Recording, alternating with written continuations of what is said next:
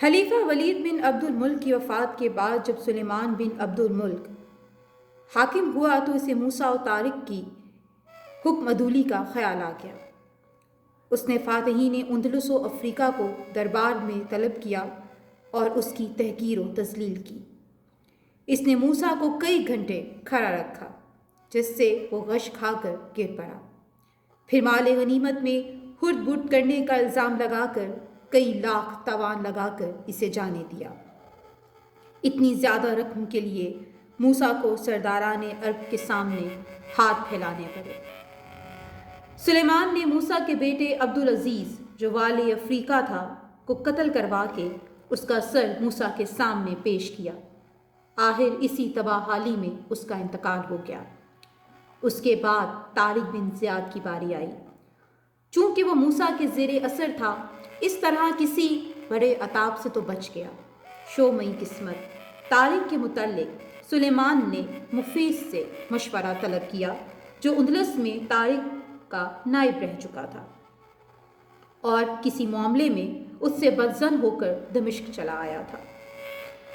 مفیس ولید بن عبد الملک کا آزاد کردہ غلام تھا اور اس نے اپنی وفاداریاں سلیمان عبد الملک سے وابستہ کر لی تھیں، لیکن اپنی عربی روایات کے مطابق وہ انتقام کو بھولا نہیں تھا۔ ہر چند کہ اس کے ساتھ طارق کا سلوک ہمیشہ عزت مندانہ رہا تھا، لیکن وہ رنجش باقی تھی کہ طارق نے اس کو دشمن سے انتقام نہ لینے دیا، لہٰذا اس نے مخالفت کرنے کا انداز اس قسم کا اپنایا جو دو معنی تھا۔ اس نے کہا، طارق کو اندلس میں اتنی مقبولیت حاصل ہے کہ اگر وہ قبلہ کا رخ بدل کر بھی نماز ادا کرے تو لوگ تیار ہو جائیں۔ سلیمان نے طارق کی مقبولیت کو دربار خلافت کے لیے خطرہ محسوس کرتے ہوئے اپنا ارادہ بدل لیا۔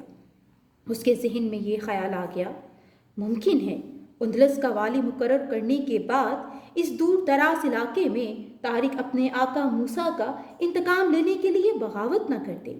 اس خیال کے تحت سلیمان بن عبد الملک نے طارق بن زیاد کو دربار میں طلب کیا اور پھر تمام اہل دربار کے سامنے اس کی خدمات کے صلے میں فاتح اندلس کو تمام ولایتوں سے معزولی کا فرمان سنا دیا۔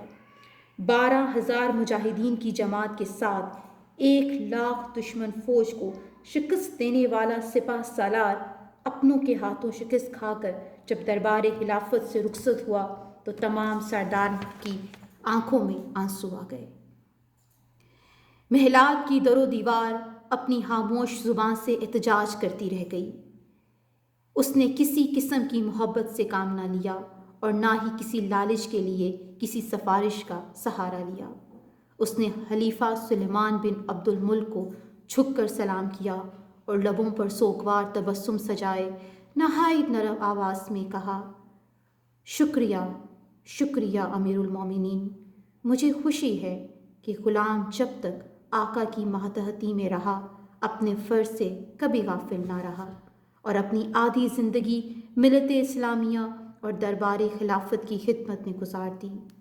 یقیناً انا آقا کو مجھ سے بہتر سردار میسر ہیں، شاید اسی لیے اس غلام کو غلامی سے آزاد کیا جا رہا ہے۔ سوچا تھا مجھ کمتر کو جام شہادت نصیب ہوگا اور جہاد کرتے ہوئے میدان جنگ میں کام آؤں گا، لیکن شاید یہ رتبہ بھی میری کمتر حیثیت کے مطابق نہ تھا۔ طارق اس قدر دل برداشتہ ہو کر دربار سے روانہ ہوا کہ پھر وہ ہمیشہ کے لیے گمنامی کے اندھیروں میں گم ہو گیا، یہاں تک کہ اس کی وفات کے متعلق بھی تاریخ دانوں کو معلوم نہ ہو سکا۔